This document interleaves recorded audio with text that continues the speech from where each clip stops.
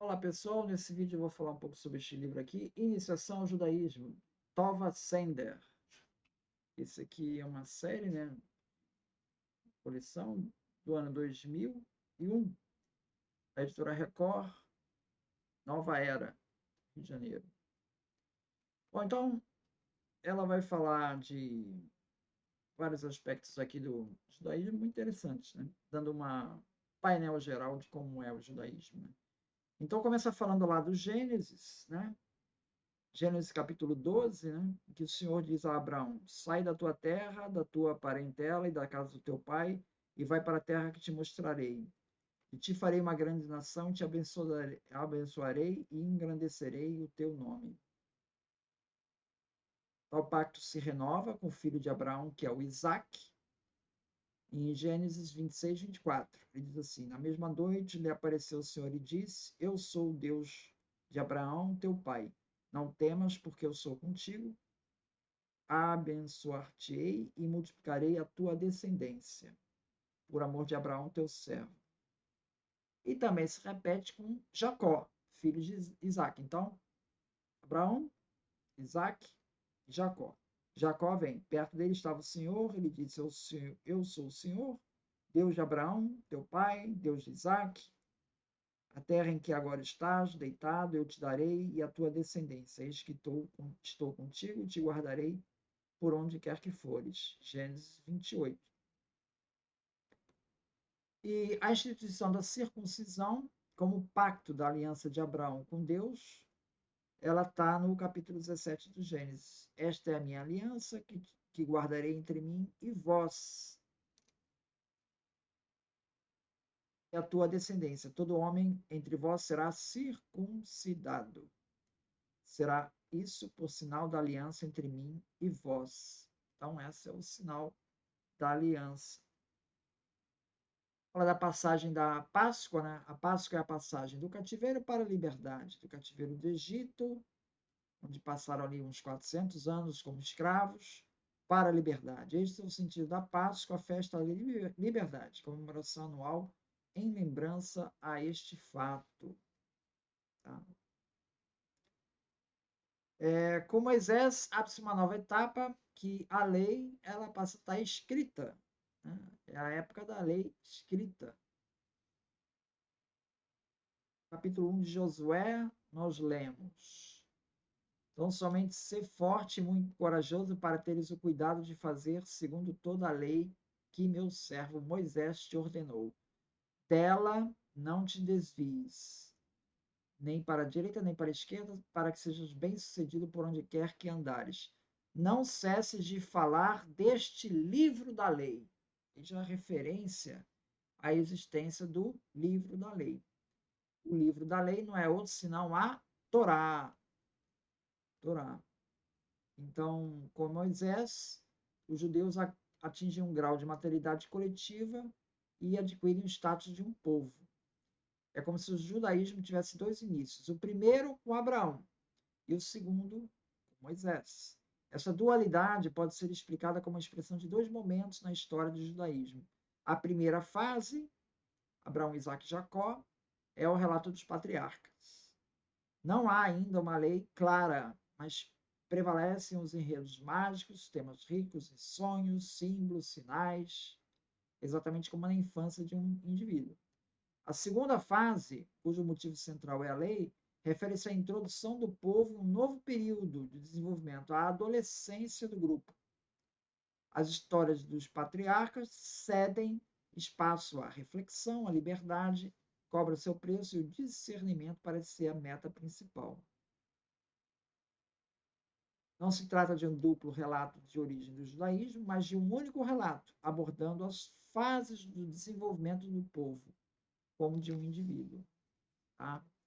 Então, ele fala desses pontos principais aí. Outra passagem diz o primeiro mandamento de Deus, né? Onde Deus entrega as leis a Moisés, né? E fala: eu sou o Senhor teu Deus, que te tirei da terra do Egito, da casa da servidão. Êxodo 22. A segunda passagem faz crer que a valorização do êxodo do Egito se equipara à criação do mundo. Tá? Então, você veja que a Torá ela aparece outorgada ali em dois momentos. A primeira em Êxodo 20 e a segunda em Deuteronômio 5. Em Êxodo 20, nós lemos: Lembra-se do dia do sábado para o santificar, porque 6 dias fez o Senhor os céus e a terra, o mar e tudo que neles há.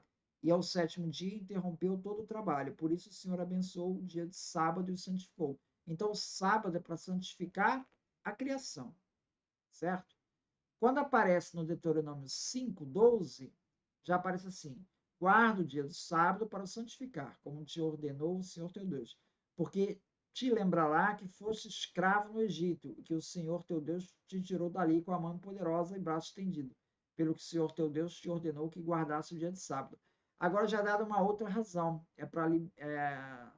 por causa da liberdade conquistada logo depois do Egito. Então, vê, um é por causa da criação, o outro é por causa da liberdade conquistada logo depois do Egito. Tá? Aí vai falar da lei. A lei, no que tange ao conteúdo, nós podemos classificar os 613 preceitos da lei judaica em 3 categorias. A primeira é relativa às leis morais e éticas. Não matar, não mentir, não furtar, que é conteúdo bastante óbvio. Quando a Torá proíbe roubar, matar, enganar ou ferir alguém, não é preciso buscar muito longe para entender o motivo dessas normas. Essas são leis morais necessárias para que os homens possam viver em sociedade. Tais mandamentos são chamados de mishpatim, que se traduz como julgamentos. A segunda classificação contém leis que, apesar de não serem necessárias no sentido moral, cumprem a importante missão de manutenção e fortalecimento do judaísmo.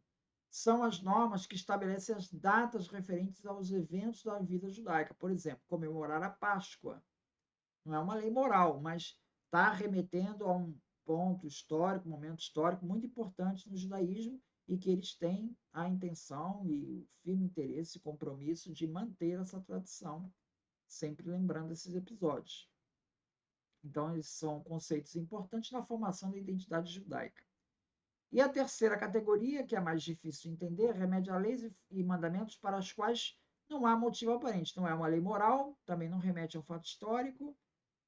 Então, não há uma explicação clara ali na Torá que justifique tais leis.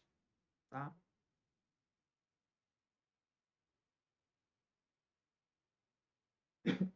Então, tem essas 3 categorias aí.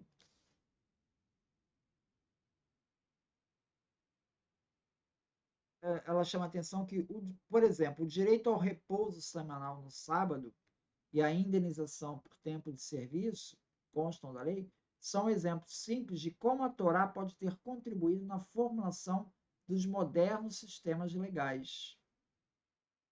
Então, a Torá contém leis de proteção ao estrangeiro, ao órfão, à viúva, ao trabalhador, enfim. Isso deu alguma contribuição social para a consolidação desses conceitos. Né? Pagar os salários do trabalhador no prazo combinado, enfim, tem uma série de coisas ali. E ela chama atenção também para as questões ecológicas, né?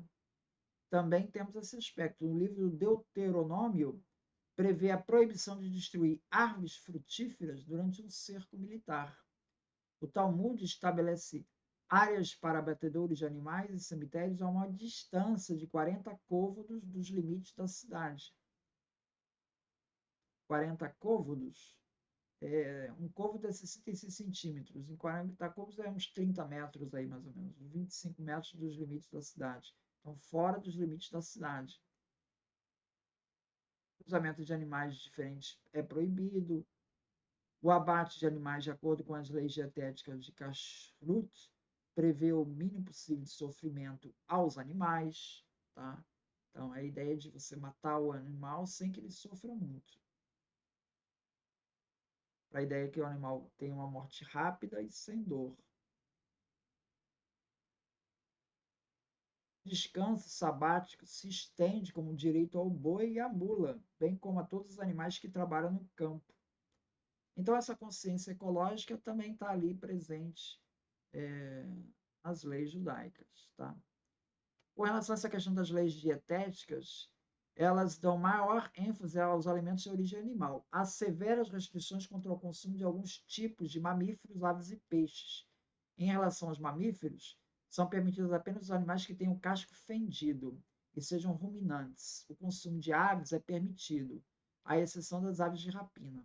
Os peixes devem ter barbatanas e escamas, excluindo todas as demais espécies que não se enquadrem nessas qualificações.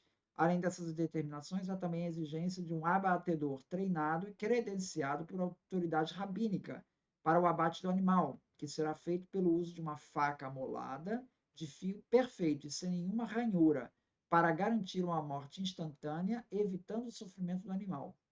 O sangue deverá ser drenado e a carne passará, antes do cozimento, por um processo de eliminação total de qualquer vestígio de sangue. Deve ser mergulhada em água durante 1h30 e, em seguida, coberta com sal por 1 hora. Feito isso, a carne estará pronta para o preparo.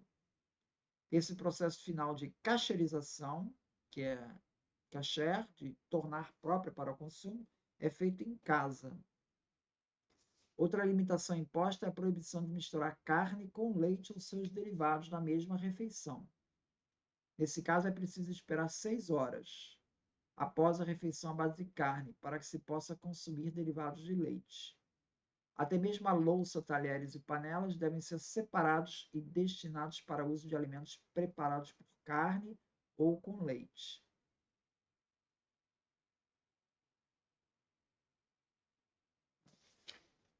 Então, essa questão das leis. É isso. Muito obrigado, então.